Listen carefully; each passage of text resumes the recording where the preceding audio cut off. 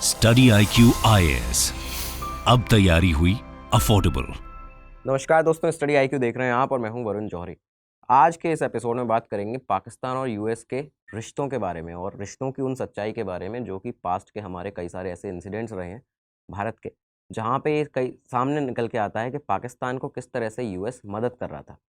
अक्सर आप लोग सुनते हैं कि पाकिस्तान को चाइना का सपोर्ट है, अमेरिका का सपोर्ट है, लेकिन आज आपको ऐसे इंसिडेंट्स बताने वाले हैं, ऐसे इंटरनल ऑथेंटिक इंसिडेंट्स जहां पे रॉ के आईबी के जो फॉर्मर ऑफिसर रहे हैं उन्होंने इन इंसिडेंट्स को बताया है, सामने आके इन पर बयान दिए हैं और लिखित तौर पर अपना ये पूरा जो ब्यौरा है, जो उस समय का चीज़ें घटित हुई थी उनके बारे में बताया गया है। कैसे हर बार यूएस ने पाकिस्तान को बचाया, जब जब भारत उस पर पाकिस्तान पर कार्रवाई करने को होता, वर्ल्ड फोरम पर जब जब भारत इस बात की अपील करता था कि पाकिस्तान भारत के खिलाफ टेररिज्म को स्पॉन्सर कर रहा है, जब जब इस बात को उठाया जाता था तब तब यूएस हर बार कैसे पाकिस्तान को बचाता हुआ आया, उसकी मदद करता आया है। ये सब कुछ आज आपको बताएंगे, साथ ही साथ में एक ऐसा इंसिडेंट इसमें बताएंगे आपको कि जब पाकिस्तान को बचाने के लिए यूएस ने एक टाइमर मिला था 1993 बॉम्ब ब्लास्ट में, उस तक को नष्ट कर दिया था। तो ये सब कुछ आपको आज पता चलने वाला है इस एपिसोड में। ये एपिसोड जो है वो आपके यूपीएससी के अगर आप तैयारी कर रहे हैं तो आपके जो वर्ल्ड रिलेशंस है, जो इंटरनेशनल रिलेशंस है, उनके लिहाज से भी बहुत ज़्यादा इंपॉर्टेंट है। तो बने रहिएगा इस एपिसोड में और इसको आखिरी तक ज़रूर देखिएगा। इस एपिसोड की शुरुआत करते हैं एक ऐसे स्टेटमेंट से जो कि दिया गया रॉ के जो हेड थे, आर.एन. काओ, जो फाउंडर थे रॉ के, जब रॉ को बनाया गया था, पहले उसके चीफ, उनके द्वारा स्टेटमेंट दिया गया था। उन्होंने साफ तौर पर यह कहा था कि आप यूएस को कभी भी ट्रस्ट नहीं कर सकते पाकिस्तान के मुद्दे पर।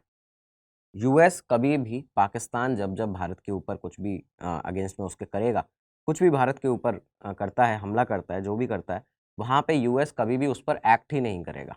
तो ये स्टेटमेंट आया था आर.एन. काओ का उस समय। अब शुरुआत करते हैं 1947 से। हमारी आज़ादी के बाद से ही यूएस की जो पॉलिसी मेकिंग थी इंडिया और पाकिस्तान के टुवर्ड्स, उसमें हमेशा एक एलिमेंट दिखा जिसमें पाकिस्तान को सिक्योरिटी किस तरह से दी जाए, ये हमेशा उनके जो पॉलिसी मेकिंग होती थी यूएस की, उसमें साफ तौर पर वहाँ पे देखा जाता था। 1947 के बाद से ही, जब से भारत और पाकिस्तान दो अलग अलग देश बन गए, पाकिस्तान भारत से निकल के एक नया देश बना। चाहे वॉशिंगटन डीसी में किसी की भी सरकार हो, कोई भी पार्टी सत्ता में आए, हमेशा ये सिक्योरिटी एलिमेंट जो था पाकिस्तान के लिए यूएस का एक फेवरेबल, ये हमेशा देखा जाता था। 1962 के जो भारत चीन युद्ध हुआ था, जो सीनो इंडियन वॉर हुई थी, उसके बारे में बताया जाता है 1962 में कि जब चाइना की जो एक तरह से इंटेलिजेंस है, हमारा भारत उसको गैदर करने में असफल रहा था। एक तरह से जो उस समय हमारी खुफिया एजेंसी थी, जो टेक्निकल इन्फॉर्मेशन होती है, खुफिया इन्फॉर्मेशन, उसको एकत्र करने में जो हमारी इंटेलिजेंस ब्यूरो आईबी जो है, वो असक्षम रही थी। एक तरह से उनकी सक्षमता उतनी ज़्यादा उस समय थी नहीं उस इंटेलिजेंस को गैदर करने के लिए। तब उस समय के जो हमारे प्रधानमंत्री थे जवाहरलाल नेहरू, उनके आदेश पर, उनके निर्देश पर यहाँ पे जो हमारी आईबी थी, उसने अपनी जो टेक इंट यूनिट थी, टेक्निकल इंटेलिजेंस यूनिट, तो टेक इंट को मजबूत करने के लिए अमेरिका से मदद मांगी थी। अमेरिका के खुफिया विभाग CIA, वहाँ से मदद मांगी गई और अमेरिका के खुफिया विभाग ने, उस समय के जो अमेरिका के राष्ट्रपति हुआ करते थे जॉन एफ कैनेडी, कैनेडी की मंजूरी के बाद में जितने भी जो एक तरह से इंस्ट्रूमेंट्स थे टेक इंट को मजबूत करने के लिए, भारत की आईबी को देने के लिए, तो ऐसे आईबी के कई सारे अधिकारी थे, उनको ट्रेन करने के लिए यूएस बुलाया गया था।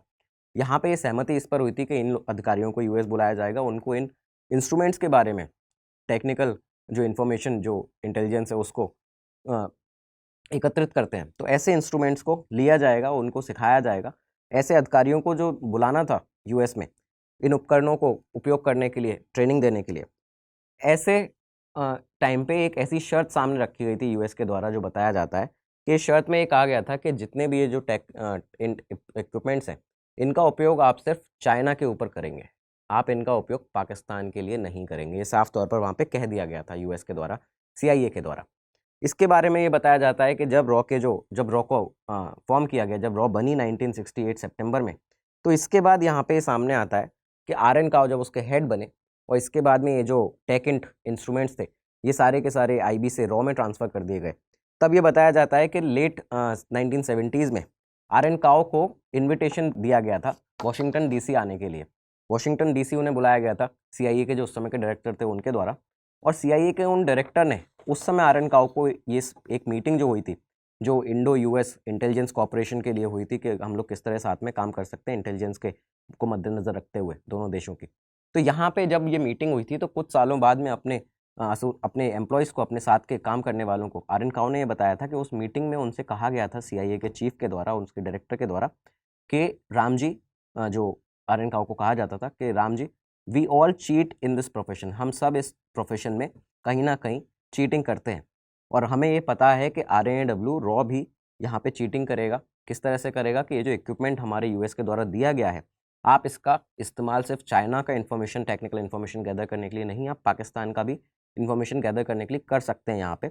लेकिन आपको इस बात का ध्यान यहाँ पे रखना होगा कि इस बात की भनक हमारे स्टेट डिपार्टमेंट को नहीं लगनी चाहिए, क्योंकि अगर इसकी भनक हमारे स्टेट डिपार्टमेंट को लगी तो स्टेट डिपार्टमेंट यहाँ पे हमसे डिमांड करेगा CIA से, ये हमसे कहेगा कि हम अपना जो कॉपरेशन है आपके साथ उसको ख़त्म करें, कैंसिल करें इस डील को, और अपना जो सपोर्ट है आपसे वापस ले लें अगर आपने पाकिस्तान के लिए यहाँ पे इस इक्विपमेंट का यूज़ किया तो, और हमें ना चाहते हुए भी ये करना पड़ेगा।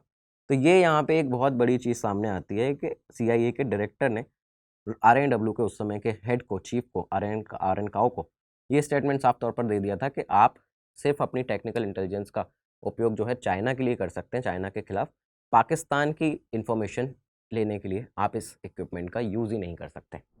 दोस्तों, इस एपिसोड में आगे बढ़ने से पहले आपको बता दें, अगर आप लोग जो वीडियो देख रहे हैं UPSC सिविल सर्विस एग्जामिनेशन की तैयारी करना चाहते हैं, कर रहे हैं, एक बार जाके इस वीडियो के डिस्क्रिप्शन में अपने कोर्सेज को ज़रूर देखिएगा जो कि स्टडी IQ आप लोगों के लिए लेकर आया है।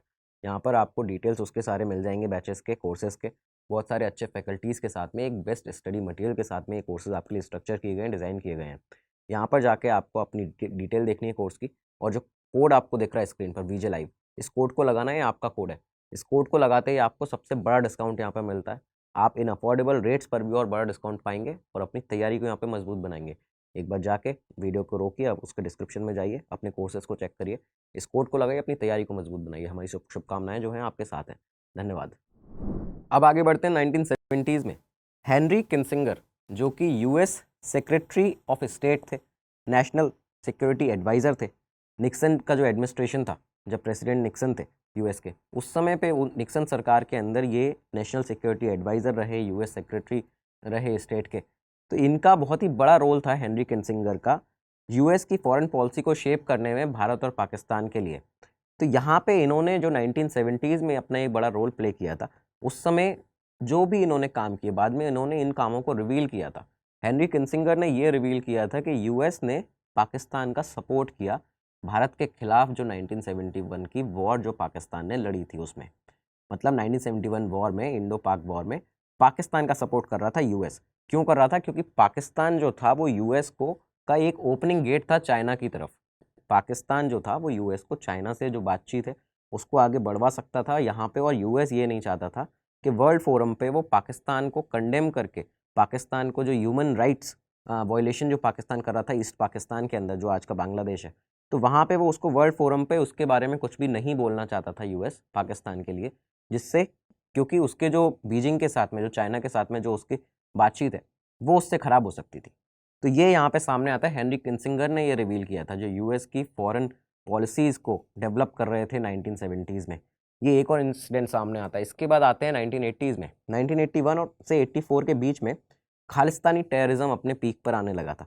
खालिस्तानी टेररिस्ट ने जो इंडियन एयरलाइंस थी उनको, कई सारी ऐसी एयरलाइंस थी, उनका अपहरण किया, उनको हाईजैक किया, उसका उनको लाहौर ले गए थे। इन्हीं में से एक एयरलाइन थी जिसको लाहौर में उतारा गया, और जब लाहौर में इसको उतारा गया तो पाकिस्तान की जो ISI थी उसने ये देखा था कि जो हाईजैकर्स हैं उनके पास में कोई हथियार ही नहीं था। हाईजैकर्स जबकि पायलट को ये दावा करते हुए लाए थे कि उसको जो धमका के वो लाए थे कि हमारे पास में हथियार हैं, अगर हमारी बात नहीं मानोगे तो इन हथियारों का उपयोग किया जाएगा, और इसके तहत यहाँ पे पायलट लाहौर तक उस फ्लाइट को ले गया था।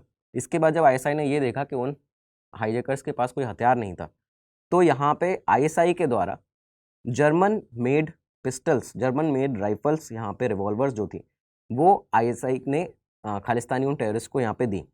उसके बाद उन रिवॉल्वर के दम पर, उन रिवॉल्वर के इस्तेमाल से पायलट को ये धमकाया गया, उसको, उस प्लेन को लाहौर से दुबई ले जाया गया। दुबई ले जाया गया और वहाँ पे जाके दुबई के जो अथॉरिटीज़ थे, जो अधिकारी थे, उन्होंने यहाँ पे ये जो अपहरण, जो हाईजैकिंग थी, उसको पूरा ख़त्म किया। इसके बाद में जब इन लोगों को अरेस्ट किया गया, जो हाईजैकर्स थे, उनसे जो रिवॉल्वर मिली थी, उन रिवॉल्वर्स को भारत के अधिकारियों को, जो RNAW था, हमारी IB थी, उनको सौंप दिया गया। उन हाईजैकर से जो भी बंदूकें मिली थी, जो रिवॉल्वर मिली थी, जब रॉ के उन अधिकारियों ने यहाँ पे पता लगाने का चाहा कि ये जो जर्मन मेड रिवॉल्वर्स हैं, जो वेस्ट जर्मन मेड रिवॉल्वर्स हैं, तो इनके बारे में पता लगाया जाए, तब उन्होंने जर्मनी की जो खुफिया एजेंसी है, वेस्ट जर्मनी की खुफिया एजेंसी, उनसे यहाँ पे हेल्प मांगी थी। और रॉ ने जब उनसे हेल्प मांगी तब ये सामने आया था कि ये जर्मन कंपनी है, एक वेस्टर्न जर्मन कंपनी, इसने यहाँ पे राइफल्स, इन रिवॉल्वर्स को बनाया है और इन्होंने यहाँ पे इनको आगे जाके पाकिस्तान को दिया है। रॉ ने बेसिकली ये पूछा था कि आप ये बताइए कि ये जो रिवॉल्वर है वो जर्मनी में कहाँ पे बनी है, कौन इनका मैन्युफैक्चरर है और उन्होंने किन को ये बेची हैं। तब जाके यहाँ पे उत्तर दिया था उन वेस्ट जर्मनी की खुफिया एजेंसी ने। ये बताया था कि दुबई के अधिकारियों को जो भी ये रिवॉल्वर्स मिली हैं इन हाईजैकर्स से, ये रिवॉल्वर्स वेस्ट जर्मनी की एक कंपनी है, गन कंपनी, जिसने पाकिस्तानी सेना को एक जो खेप बेची थी उसमें इनको दिया गया था। उस खेप में ये रिवॉल्वर्स वहाँ पे उसी का हिस्सा है जो पाकिस्तान की सेना को वेस्ट जर्मन कंपनी से मिली थी, जो उनको दी गई थी। विदेशी विभाग इसके बाद, क्योंकि वेस्ट जर्मनी के पास भी यहाँ पे इसके लिए सबूत थे कि ये पाकिस्तान टेररिज्म को स्पॉन्सर कर रहा है, आतंकवाद को भारत के खिलाफ स्पॉन्सर कर रहा है, तो यहाँ पे ये जब इस बात को यूएस के पास पहुँचाया गया तब उन्होंने इसको मानने से मना कर दिया कि ये जो चीज़ है ये इसको आप सबूत के तौर पर, हम इसको पर्याप्त सबूत पाकिस्तान के खिलाफ नहीं मान सकते हैं कि ये जो वेस्ट जर्मनी की रिवॉल्वर है वो पाकिस्तानी सेना की खेप में बरामद हुई थी। इसको यहाँ पे मानने से यूएस ने एक बार फिर से मना कर दिया। अब क्या हुआ कि 1981 में ही आईएसआई जो थी वो पूरी तरह से मदद कर रही थी खालिस्तानी जो टेररिस्ट थे उन लोगों को आतंकवाद फैलाने के लिए। तो यहाँ पे आईबी और रॉ ने कई सारे आतंकवादियों को 1981 से 84 के बीच में कई सारे ऐसे पाकिस्तानी जो पंजाब का पाकिस्तान का जो पंजाब है वहाँ पे आईएसआई के कई सारे ऐसे ट्रेनिंग कैंप्स हो गए थे जहाँ पे खालिस्तानी टेररिस्ट को ट्रेन किया जाता था। आईएसआई वहाँ पे उन्हें गोला बारूद देती थी, एमिनेशन देती थी, उनके हथियारों की आपूर्ति करती थी। तो इसमें जब रॉ ने और आईबी ने कई सारे ऐसी खुफिया जानकारी यहाँ से निकाल ली थी, एकत्र कर ली थी, और उसके बाद अमेरिका के जो अधिकारी थे उनके सामने जब इस खुफिया जानकारी को पेश किया गया था RANW के द्वारा, जिसमें उनसे कहा गया था कि पाकिस्तान के खिलाफ अब तो आप कोई कार्रवाई कर सकते हैं, आपसे हम अनुरोध करते हैं कि आप यहाँ पे इस पे कार्रवाई करें क्योंकि ये सारी इंटेल है, सारा इंटेलिजेंस इंफॉर्मेशन है। तब यहाँ पे पाकिस्तान के खिलाफ कार्रवाई करने के लिए खारिज कर दिया गया इस अपील को, इस रिक्वेस्ट को यूएस के द्वारा, CIA के द्वारा। उन्होंने ये कहा कि ये जो जानकारी आपने जुटाई है ये आपने जो संदिग्ध हैं उनसे पूछताछ करके, उन्हें टॉर्चर करके जुटाई है, जो कि इंडियन की जो भारत की जो पुलिस है, भारत के जो ऑफिसर्स हैं, सिक्योरिटी ऑफिसर्स, उन्होंने उन लोगों को जो पकड़े गए आरोपी होंगे उन्हें पूछताछ में टॉर्चर किया, उसके बाद ये जानकारी निकाली गई है और हम इसको यहाँ पे एक्सेप्ट नहीं कर सकते। इसके बाद जब टेक्निकल इंटरसेप्ट जो थे, जब RANW ने ये वहाँ पे यूएस को दिए, उसके बाद उन्होंने इसे भी अस्वीकार कर दिया, इसे भी रिजेक्ट कर दिया और ये कहते हुए कि इनकी जो ऑथेंटिसिटी है उसको कोई भी प्रूव नहीं कर सकता है। तो हर बार यूएस यहाँ पे जो था पाकिस्तान को बचाता हुआ आ रहा था। लेकिन जून 1985 में इसके बाद कुछ ऐसा हुआ था कि जब जो वेस्टर्न एजेंसीज थी, इंटेलिजेंस एजेंसीज, यूएस की एजेंसी को छोड़ के, मतलब CIA को छोड़ के जो बाकी वेस्टर्न इंटेलिजेंस एजेंसीज थी, वो लोग भी ये पुख्ता तौर पर मान चुके थे कि पाकिस्तान जो है, जो ISI है, वो खालिस्तानी जो टेररिज्म है या फिर जो बाकी टेररिस्ट हैं उनको स्पॉन्सर करता है भारत के खिलाफ। ये कैसे हुआ था कि कनिष्क एयरक्राफ्ट, जो इंडियन एयरक्राफ्ट था कनिष्क, एयर इंडिया की जो फ्लाइट थी, उसको ब्लास्ट कर दिया गया था आयरिश कोस्ट पर जून 1985 में। तो ये खालिस्तानी जो टेररिस्ट थे उन लोगों ने किया था। इसके बाद में यहाँ पे ये हुआ था कि जब वेस्टर्न एजेंसीज जो थी इस ब्लास्ट के बाद में वो अलर्ट पर आ गई थी, उनको ये समझ में आ गया था कि यहाँ पे खालिस्तानी टेररिस्ट की जो एक्टिविटीज़ हैं वो बढ़ती जा रही हैं। और जब उन्होंने मॉनिटरिंग स्टार्ट की थी इन टेररिस्ट की, तब यहाँ पे सामने ये चीज़ें आई थी कि कई सारी एक्टिविटीज़ ऐसी टेररिस्ट की सामने आई जहाँ पे उनको वैल्यूएबल ऐसे इनपुट्स मिले कि जब ISI पूरा असिस्टेंस अपना दे रही थी, ISI पूरे सपोर्ट दे रही थी उन टेररिस्ट को जो कि कनिष्क बॉम्बिंग जिन्होंने की थी। इसमें से ही एक एजेंसी ऐसी थी, वेस्टर्न एजेंसी, जिसके बारे में बताते हैं कि उनके पास में यहाँ तक इतना तक सबूत थे कि ISI ने पाकिस्तान टेरिटरी में एक घर दिया, एक सेफ हाउस दिया हुआ है तलविंदर सिंह परमार को। तलविंदर सिंह परमार कौन? जो कि बब्बर खालसा का कनाडा के अंदर हेड था, तो जो लीडर था, उसको यहाँ पे पाकिस्तान टेरिटरी में अपना एक तरह से सेफ हाउस दिया हुआ था ISI ने। यहाँ तक कि इनपुट उनके पास में एक वेस्टर्न एजेंसी के पास में आ चुकी थी और इसके बाद उनको ये भी पता था कि ये तलविंदर सिंह परमार वही है जो कि एक्टिवली इन्वॉल्व था कनिष्क बॉम्बिंग में, उस इंडियन जो एयरलाइंस थी एयर इंडिया की, तो कनिष्क की बॉम्बिंग में यहाँ पे उसके ब्लास्ट में ये इन्वॉल्व था। इसके बाद इन एजेंसीज़ ने यहाँ पे सारी इन्फॉर्मेशन RNW के साथ, रॉ के साथ में शेयर की, और ये सारी इन्फॉर्मेशन कलेक्ट करने के बाद भी यहाँ पे पूरी तरह से ये सामने आ गया था कि ISI का पूरी तरह से खालिस्तानी टेररिस्ट के साथ में लिंक है और ये यहाँ पे इनको प्रमोट कर रही हैं। इसके बाद जब हमारी रॉ के जो अफसर थे, जो ऑफिसर थे, सीनियर ऑफिसर, उन्होंने जब यहाँ पे अलग अलग हेडक्वार्टर्स को विजिट करने का उनसे कहा गया कि आप अलग अलग जो एजेंसीज़ हैं, इंटेलिजेंस एजेंसीज वेस्ट की, उनके हेडक्वार्टर्स में जाइए, वहाँ पे अपने काउंटर पार्ट से बात करिए, उनसे रिक्वेस्ट करिए कि आप लोग US के पास में ये अपील लेके जाएं, आप लोग उनके पास में लेके जाएं कि ISI और पाकिस्तान जो है वो भारत के खिलाफ टेररिज्म को सपोर्ट कर रहा है, उसको बढ़ावा दे रहा है, स्पॉन्सर कर रहा है। तो यहाँ पे जब उन्होंने बातचीत की अपने काउंटर पार्ट से, बाकी वेस्टर्न एजेंसीज में RNW के ऑफिसर ने, तब सारे ही उनके काउंटर पार्ट्स ने, जो बाकी लोग थे एजेंसीज के, उन्होंने ये एक कॉमन बात कही। उन्होंने कहा कि सारे के सारे जितने भी आपके जो सबूत हैं या जो हमारे सबूत हैं पाकिस्तान के खिलाफ, कि जो पाकिस्तान है वो टेररिज्म को बढ़ावा दे रहा है, इन सबूतों से ज़्यादा सबूत US के पास है, इन सबूतों से ज़्यादा सबूत CIA के पास में है। CIA को ये बहुत लंबे अरसे से पता है कि पाकिस्तान, ISI जो है वो टेररिज्म को स्पॉन्सर करती आ रही है, लेकिन इसके बावजूद वो इस पर कुछ नहीं करेंगे, क्योंकि और यहाँ पे जो प्रॉब्लम है वो CIA नहीं है, यहाँ पे प्रॉब्लम उनका स्टेट डिपार्टमेंट है, जो कि कोई एक्शन लेना नहीं चाहता है पाकिस्तान के अगेंस्ट में। तो ये सारे स्टेटमेंट सामने निकल के आ चुके हैं पहले ही। इसके बाद में आपको बताते हैं 1990s का, अर्ली 1990s का एक किस्सा। लाल सिंह अलियास मंजीत सिंह नाम था, international Sikh youth federation ISYF का एक लीडर था। तो ये यहाँ पे भारत आता है, और भारत पाकिस्तान से जब ये आया था तब उसे गुजरात पुलिस ने पकड़ लिया था। बॉर्डर पार करते समय यहाँ पे गुजरात पुलिस ने जब अरेस्ट किया मंजीत सिंह को, तो 1990 के अर्ली 1990 में मंजीत सिंह जो था US, कनाडा और भारत में बहुत सारे केसेस में वांटेड भी था। तो यहाँ पे जब उससे पूछताछ करने के लिए, क्योंकि कनाडा का भी यहाँ पे था और US भी सामने था, दोनों जगह उसने क्राइम किए हुए थे, उसके ऊपर केसेस थे, तो हमारी जो RNW है, उन्होंने जब इसको मंजीत सिंह को पकड़ा था, तो उन्होंने कनाडा के अफसरों को और US के अफसरों को इन्वाइट किया था भारत में कि आपको, हमने इसको पकड़ लिया और आपको अगर इससे पूछताछ करनी है तो आप यहाँ पे आइए, और हम ये आपको आश्वासन देते हैं कि जब भी आप इंटरोगेशन करेंगे, उस बीच कोई भी भारतीय अफसर यहाँ पे मौजूद नहीं रहेगा उस इंटरोगेशन में, आप पूरी तरह से अपनी अच्छे से इन्वेस्टिगेशन यहाँ पे करके जा सकते हैं, इससे पूछताछ करके। यहाँ पे कैनेडियन जो अफसर्स थे, उन्होंने इस ऑफर को एक्सेप्ट किया था। कनाडा ने अपने पुलिस ऑफिसर्स को भेजा, इंटेरोगेट किया मंजीत सिंह को, लेकिन US ने यहाँ पे डिसाइड किया था कि वो भारत नहीं आएगा, अपने कोई भी ऑफिसर को CIA के भारत नहीं भेजेगा मंजीत सिंह को इंटेरोगेट करने के लिए। ये इसीलिए था क्योंकि स्टेट डिपार्टमेंट ये जान चुका था कि अगर यहाँ पे भेजा गया किसी भी हमारे ऑफिसर को इंटेरोगेट करने के लिए मंजीत सिंह को, तो कहीं मंजीत सिंह जो है वो US इंटेरोगेटर्स को ISI के लिंक्स के बारे में ना बता दे, अपने ISI के साथ में लिंक्स के बारे में ना बता दे, और इसके बाद में ये इस चीज़ को रिजेक्ट करने में उनको काफ़ी ज़्यादा डिफ़िकल्टी होगी, काफ़ी ज़्यादा मुश्किल आएगी, पाकिस्तान का इसमें सामने नाम आ जाएगा, और इसके बाद ये एक एविडेंस के तौर पर तैयार हो जाएगा। इसकी वजह से वो ये यहाँ पे चाहते ही नहीं थे इसको इंटेरोगेट करना।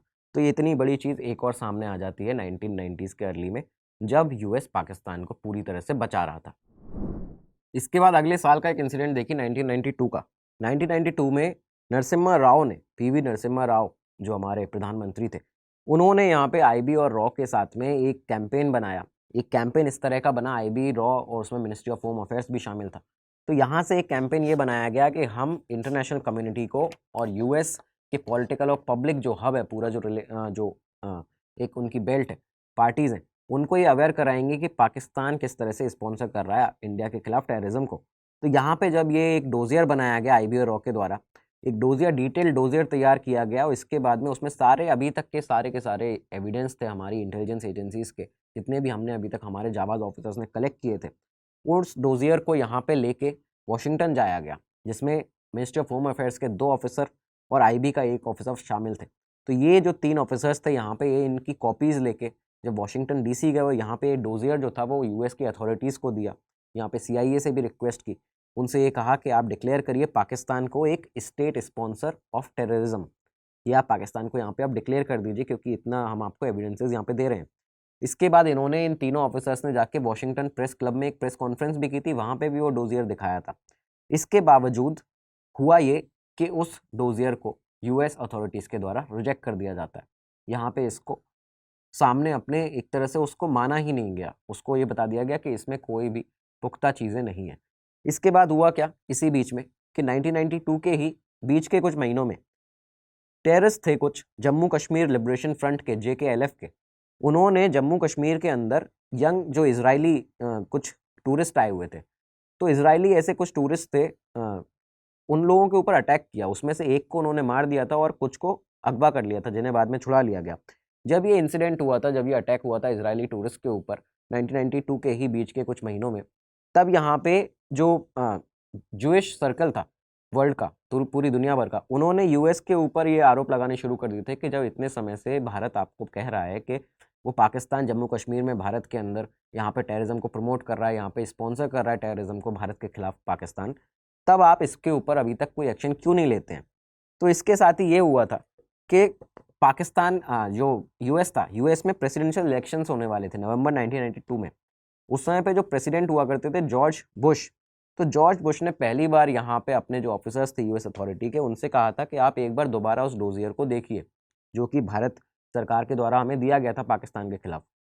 इसके बाद जब उन ऑफिसर्स ने इस डोजियर को दोबारा देखा, तब उन्होंने रिकमेंड किया कि हम पाकिस्तान को स्टेट स्पॉन्सर ऑफ टेररिज्म उस लिस्ट में नहीं डाल सकते, हम इसको डाल सकते हैं, हम उसको दूसरी लिस्ट में डाल देते हैं कि suspected state sponsor of terrorism, कि सस्पेक्टेड है Pakistan state sponsors of terrorism के। इसके बाद जॉर्ज बुश ने क्या किया कि क्योंकि इलेक्शंस आने वाले थे, उन्होंने इस पर कोई कदम ही नहीं उठाया। ऑफिसर्स ने ये कह दिया था कि आप सस्पेक्टेड वाली लिस्ट में डाल दीजिए पाकिस्तान को, प्रॉपरली मत बताइए कि वो टेररिज्म को प्रमोट कर रहा है। लेकिन यहाँ पे जॉर्ज बुश ने फिर भी कोई कदम नहीं उठाया। इलेक्शंस हुए, इलेक्शंस हार जाते हैं। इसके बाद बिल क्लिंटन जो थे वो यहाँ पे जीतते हैं। बिल क्लिंटन जब बने प्रेसिडेंट, तो इसके बाद उन्होंने जब जनवरी 1993 में उन्होंने अपना जो ऑफिस संभाला था, कार्यभार संभाला था, तब उन्होंने यहाँ पे पाकिस्तान को उस लिस्ट में डाला कि suspected state sponsor of terrorism, इस लिस्ट में पाकिस्तान को यहाँ पे डाल दिया गया। और ये सब इसलिए हो पाया था कि जो भारत के सरकार ने, जो PV नरसिम्हा राव की सरकार ने, IB और रॉ के ऑफिसर्स ने, मिनिस्ट्री ऑफ होम अफेयर्स के ऑफिसर्स ने यहाँ पर जो मिल के एक डोजियर तैयार किया था पाकिस्तान के खिलाफ, ये बता के कि पाकिस्तान किस तरह से टेररिज्म को प्रमोट कर रहा है भारत के खिलाफ, तब यहाँ पे इसके बाद ये हो पाया था कि पाकिस्तान को सस्पेक्टेड स्टेट ऑफ टेररिज्म की लिस्ट में या स्पॉन्सर ऑफ टेररिज्म की लिस्ट में यहाँ पे डाल दिया गया था। लेकिन इसके बाद ये सामने आता है कि ये एक दूसरे रीज़न से भी किया गया था। दरअसल इसको इसलिए एक्सेप्ट किया गया था इस डोजियर को, जो बाद में चीज़ें सामने आती हैं, जो रॉ के ऑफिसर्स भी बताते हैं, वो ये था कि CIA का एक बहुत ही बड़ा डिसलाइक था। एक वो CIA जो थी वो उस समय ISI का, पाकिस्तान के ISI का जो DGI हुआ करता था, जो हेड हुआ करता था, लेफ्टिनेंट जनरल जावेद नासिर, उसको नापसंद करता था। CIA को वो जो हेड था ISI का, वो बिल्कुल पसंद नहीं था। क्यों पसंद नहीं था? क्योंकि जो ISI था वो अफगान मुजाहिदीन को दी गई US के द्वारा, US ने सोवियत जो ट्रूप्स थे उनसे लड़ने के लिए स्ट्रिंगर मिसाइल्स दी थी US ने पाकिस्तान को, अफगान मुजाहिदीन को। तो ये यहाँ पे जो बची हुई पाकिस्तान जो US की मिसाइल्स थी, स्ट्रिंगर मिसाइल्स, उनको वापस नहीं कर रहे थे US को, वो उनको सेल बैक नहीं कर रहे थे US के लिए। तो यहाँ पे ये US ने इस इंडियन डोजियर का फ़ायदा उठाते हुए उस समय नवाज शरीफ को ये कहा पाकिस्तान के कि आप ISI के जो हेड हैं जावेद नासिर, इनको अपने पद से हटा दीजिए। इनके साथ में कई सारे और ऑफिसर्स के भी नाम US ने पाकिस्तान की ISI को यहाँ पे दिए थे, और इन ऑफिसर्स के नाम देते हुए कहा गया था जो कि अनकॉर्पोरेटिव हैं US के साथ में। और इसके बाद में ये जो नवाज शरीफ थे उन्होंने ठीक इसी तरह की चीज़ की, इन लोगों को उनके पद से हटाया गया। और इसके बाद इस डोजियर की मदद से यहाँ पे US ने भारत का जो डोजियर था दिया गया, इसकी मदद से यहाँ पे पाकिस्तान के ऊपर दबाव बनाया और वहाँ पे जाके उनके जो लोग थे उनको हटा दिया गया। इसके बाद अगला इंसिडेंट देखिए, बेनज़ीर भुट्टो। बेनज़ीर भुट्टो जो थी उस समय पे लीडर ऑफ अपोजिशन थी। बेनज़ीर भुट्टो क्योंकि विदेश में पढ़ाई करके आई थी, तो जो पीटर गेलबर्ट थे, जो उस समय के फॉर्मर जो एम्बेसडर हुआ करते थे, तो पीटर गेलबर्ट जो कि उनके पुराने यूनिवर्सिटी के दोस्त थे बेनज़ीर भुट्टो के, बाकी उन्होंने बिल क्लिंटन के आसपास के कई सारे उनके जो क्लासमेट्स थे जो उन्हें जानते थे, तो उनसे अपनी नज़दीकियाँ बढ़ाई। उसके बाद उन लोगों से रिक्वेस्ट की कि पाकिस्तान को स्टेट स्पॉन्सर ऑफ टेररिज्म की लिस्ट से हटा दिया जाए, उसको डिक्लेयर ना किया जाए। क्यों ना किया जाए? क्योंकि पाकिस्तान में इलेक्शंस होने वाले हैं कुछ ही इस साल के एंड में, और मैं ये जानती हूँ कि मैं दोबारा से प्रधानमंत्री बन सकती हूँ, मैं प्रधानमंत्री यहाँ पे पाकिस्तान की बन सकती हूँ। इसके बाद में क्या था कि, और ये उन्होंने आश्वासन दिया था कि जब मैं प्रधानमंत्री बन जाऊँगी, US को आश्वासन दिया गया था कि जब मैं प्रधानमंत्री बन जाऊंगी तो आईएसआई जो है भारत के खिलाफ टेररिज्म को प्रमोट नहीं करेगी, टेररिज्म को स्पॉन्सर करना बंद कर देगी। जुलाई 1993 में वॉरेन क्रिस्टोफर जो कि सेक्रेटरी ऑफ स्टेट थे, उन्होंने अनाउंस किया कि यूएस जो है वो डिसाइड कर रहा है, ये यूएस आदेश दे रहा है कि पाकिस्तान को suspected state of terrorism, sponsor of terrorism की लिस्ट से हटाया जा रहा है। पाकिस्तान को यहाँ पे हटा दिया गया उस लिस्ट से जिसमें उसको डाला गया था इंडियन डोजियर के मदद से। तो सस्पेक्टेड स्टेट ऑफ टेररिज्म की, स्पॉन्सर ऑफ टेररिज्म की यहाँ से लिस्ट से हटा दिया गया पाकिस्तान को, इस आश्वासन पे बेनज़ीर भुट्टो के। इसके बाद में चुनाव हुए, बेनज़ीर भुट्टो चुनाव जीतती हैं अक्टूबर 1993 में और प्रधानमंत्री बनती हैं। यहाँ पे इसके बाद में उन्होंने एक भी ऐसा स्टेप नहीं लिया जो उन्होंने आश्वासन जिसका दिया था। उन्होंने कहा था कि वो आईएसआई को ये कहेंगी, उसको बंद कराएंगे, उसका जो भी वो भारत के खिलाफ टेररिज्म को प्रमोट करता है, स्पॉन्सर करता है, लेकिन इसके बाद कोई भी स्टेप इस तरह का नहीं लिया गया। अगला जो इंसिडेंट है वो है 1993 मुंबई बॉम्ब ब्लास्ट का, और ये बहुत ज़्यादा महत्वपूर्ण है जानने के लिए आपके को। बहुत ही सीरियस बॉम्ब ब्लास्ट हुए मुंबई में 1993 में। मुंबई में आईबी और रॉ के जो ऑफिसर्स थे उन्होंने कई सारे ऐसे एविडेंसेस कलेक्ट कर लिए थे कि जिसमें आईएसआई का इन्वॉल्वमेंट साफ तौर पर सामने इन ब्लास्ट में दिख रहा था। पाकिस्तान का साफ तौर पर हाथ इसमें दिख रहा था। अंडरवर्ल्ड डॉन दाऊद इब्राहिम को किस तरह से आईएसआई और पाकिस्तान ने सपोर्ट किया, और इसके बाद मुंबई में यहाँ पे ब्लास्ट कराए गए। किस तरह के एविडेंसेस हमारे पास में थे? हमारे पास में जेरोक्स कॉपीज़ थी आरएनडब्ल्यू के पास, आईबी के पास जेरोक्स कॉपीज़ थी पाकिस्तान की एयरलाइंस की, जिसमें उन्होंने पूरा ब्यौरा दिया हुआ था दुबई से किस तरह से ये जो आतंकी थे ये कराची पहुँचे ट्रेनिंग के लिए। उसके बाद कराची में इनकी ट्रेनिंग हुई, आईएसआई ने पूरी इनकी ट्रेनिंग की। उसके बाद रिटर्न का भी उनका जो टिकट्स थे उनकी भी फ़ोटो कॉपीज़ थी यहाँ पे दुबई के लिए जो उनके टिकट्स हुए थे, तो उनकी पूरी ट्रेन कराची से दुबई की भी जो एयरलाइंस, पाकिस्तानी एयरलाइन से वो आए थे, उसकी कॉपीज़ थी। इसके बाद उनको एक पाकिस्तान काउंसलेट ने दुबई के अंदर एक प्लेन पीस ऑफ पेपर पर उस वीज़ा बना के दिया था, और उसमें कहीं भी एंट्री नहीं थी कि उनके इंडियन पासपोर्ट पर एंट्री कहीं भी ना हो पाकिस्तान की विज़िट की। तो इस चीज़ का भी सबूत यहाँ पे हमारी रॉ के पास में था कि पाकिस्तानी काउंसलेट ने दुबई के अंदर इन लोगों को, जितने भी ये आतंकी थे जो कि गए थे वहाँ पे ट्रेनिंग के लिए मुंबई बॉम्ब ब्लास्ट के लिए से पहले, तो उनको एक प्लेन पीस ऑफ पेपर पर उनका वीज़ा बना के दिया था जिससे उनके इंडियन पासपोर्ट पर कोई भी एंट्री ना हो पाकिस्तान की विज़िट की। ये एविडेंस हमारे पास में था। इसके बाद हमारे पास में एविडेंस था कि कराची एयरपोर्ट पर उनको डायरेक्टली लेने के लिए लोग आए थे, उसके फुटेज हमारे पास में थे यहाँ पे। इसके बाद हमारे पास में ये था कि इमिग्रेशन पर उनका बिना इमिग्रेशन के से उनको पास ही नहीं किया गया, उनको डायरेक्टली पाकिस्तान में एयरपोर्ट पर उतर के जाने दिया गया। इन सब चीज़ों के यहाँ पे सामने हमारे पास बयान थे लोगों के जो पकड़े गए थे बाद में। उन्होंने ये बताया कि वो किस तरह से कराची से दुबई गए और दुबई से कराची गए बाद में, तो इस तरह से काठमांडू के ज़रिए वो लोग यहाँ पे ट्रैवल करते थे। तो ये सारी चीज़ें उन्होंने जब बताई लोगों ने जो पकड़े गए थे कि आईएसआई ने पूरा हमें ट्रेन किया है, हमें असला बारूद दिया है, एम्यूनेशन दिया है, और पूरी दाऊद इब्राहिम की मदद की है यहाँ पे मुंबई बॉम्ब ब्लास्ट कराने में। और इसके बाद में हमें ब्लास्ट के बाद में बैंकॉक में रखा गया कुछ दिन, 1 महीने करीबन आईएसआई के द्वारा। ये सब चीज़ें इन्होंने बताई थी अपने एविडेंसेस में। जब इन सारे एविडेंसेस को लेकर यूएस के पास में जाया गया तब यूएस ने यहाँ पे साफ तौर पर इसको नकार दिया, कहा कि पाकिस्तान का इसमें इन्वॉल्वमेंट इन सब चीज़ों से, इन एविडेंसेस के ज़रिए नहीं दिखाया जा सकता। इसके बाद एक बहुत बड़ी चीज़ ये हुई थी कि पुलिस ने, मुंबई पुलिस ने, और जो आईबी और रॉ के हमारी टीम काम कर रही थी मुंबई ब्लास्ट के टाइम पे, तो सर्च ऑपरेशन में जो ब्लास्ट की साइट थी वहाँ से एक हैंड ग्रेनेड मिला था और एक टाइमर मिला था। तो ये ऑस्ट्रियन डिज़ाइन का हैंड ग्रेनेड और टाइमर था। ऑस्ट्रियन एक्सपर्ट जो थे वो दिल्ली आए, उन्होंने इसकी जानकारी पूरी इसको एग्जामाइन किया। एग्जामाइन करने के बाद उन्होंने इस हैंड ग्रेनेड को ये बताया था और राइटिंग में दिया था, सर्टिफाइड राइटिंग में ये दिया था, कहा था कि ये जो है ये ग्रेनेड ऑस्ट्रियन डिज़ाइन का है, जो कि पाकिस्तान की गवर्नमेंट ऑर्डिनेंस फैक्ट्री में, जो वाह में है इस्लामाबाद में, उसमें इसको बनाया गया है। तो ये ऑस्ट्रियन डिज़ाइन का जो ग्रेनेड है वो वहाँ पे बनाया गया है, क्योंकि उस फैक्ट्री में वहाँ पे जो टेक्नोलॉजी और जो मशीन टूल्स हैं वो ऑस्ट्रियन कंपनी ने ही पाकिस्तान गवर्नमेंट को दिए थे। और उन्होंने इसके बाद ये भी कहा भारत सरकार से कि आप हमारे इस स्टेटमेंट को, इस पूरे डॉक्यूमेंट को कहीं पे भी, आप अगर वर्ल्ड लेवल पर भी इसको फोरम पर यूज़ करना चाहते हैं, आप उसको वहाँ भी कर सकते हैं। इसके बाद में अमेरिका ने अपने काउंटर टेररिज्म एक्सपर्ट्स को मुंबई भेजा था। मुंबई भेजा, जो भारत के आरएनडब्ल्यू ने उनको इन्वाइट किया था, यूएस के जो अमेरिका के काउंटर टेररिज्म एक्सपर्ट्स थे, वो लोग मुंबई आते हैं। और मुंबई आके उन्होंने जब इस टाइमर को देखा तो उन्होंने कहा कि ये टाइमर ऑस्ट्रियन डिज़ाइन का नहीं है, ये तो मैन्युफैक्चर, ये पाकिस्तान में नहीं है, यूएस में मैन्युफैक्चर हुआ है। यहाँ पे उन लोगों ने जब ये कहा कि यूएस में मैन्युफैक्चर हुआ है, और इसके बाद उन्होंने ये इच्छा जाहिर की, या यूएस के जो काउंटर टेररिज्म एक्सपर्ट्स आए थे, कि हम इसको फॉरेंसिक एग्जामिनेशन के लिए अमेरिका लेके जाना चाहते हैं। तो उस टाइमर को अमेरिका ले जाया गया, उनसे ये वादा लिया गया था कि आप इस टाइमर को हमें वापस कर देंगे, इसका एग्जामिनेशन के बाद, इसको जांचने के बाद, परखने के बाद।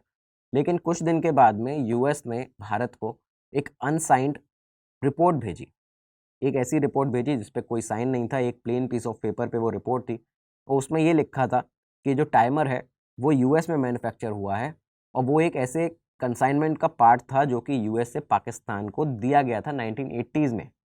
1980s में एक ऐसा कंसाइनमेंट जो कि पाकिस्तान को यूएस से भेजा गया था, ये उसका पार्ट था। इसके बाद हमारे रॉके ऑफिसर्स ने जब इन लोगों से कहा, यूएस से कहा कि ये तो फिर आप इसके बाद तो ये साफ तौर पर बता सकते हैं कि पाकिस्तान से ही ये अटैक जो है भारत पे हुआ है, पाकिस्तान स्पॉन्सर कर रहा है टेररिज्म को भारत के खिलाफ।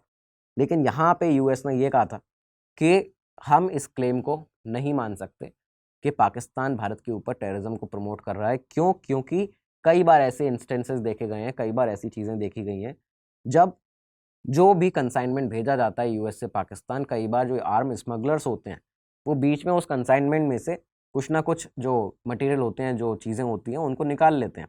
तो ये हो सकता है यहाँ पे कि जो टेररिस्ट हैं जिन्होंने ये किया है ब्लास्ट मुंबई के अंदर, उन्होंने स्मगल किया हो इसको आर्म्स मार्केट से, जो ब्लैक मार्केट होता है स्मगलर्स का, तो वहाँ से इन लोगों ने, इन टेररिस्ट ने इसको लिया हो।